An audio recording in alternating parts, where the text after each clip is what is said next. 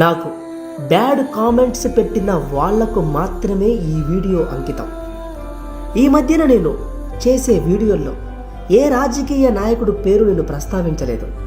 దానికి కారణం నిజాలు చెప్తే ఈ ప్రపంచానికి నచ్చడం లేదు. అలాగని నిజాలు చెప్పకుండా నేను ఉండలేను.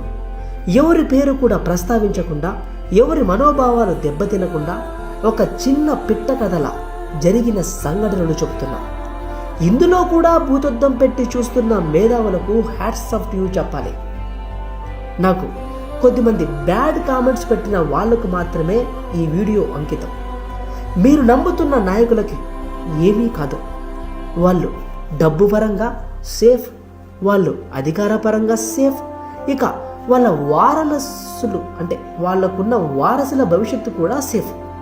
ఇక మన గురించి చెప్పుకుంటే మన ఇంట్లో కుండలు కొట్లాడుకుంటాయి.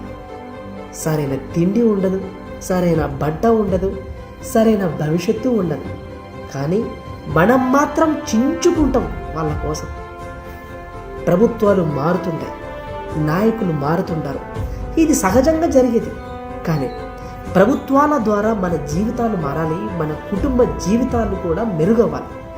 మనం నమ్మిన నాయకులు పదవుల్లో కూర్చోబెట్టింది ప్రజాస్వామ్య పాలన చేయడానికి, కూర్చొని తినడానికి కాదు. తప్పు చేస్తే వాళ్ళని ప్రశ్నించాలి. మీరు ప్రశ్నించక నాలాంటి వాళ్ళు ప్రశ్నిస్తే వాళ్ళని పిచ్చి పిచ్చి కామెంట్లు పెట్టి వాళ్ళని అవమానపరుస్తున్నారు. అలా అవమానపరచడం వల్ల మన భవిష్యత్తు ప్రశ్నార్థకం అవుతుందనేది మర్చిపోతున్నారు.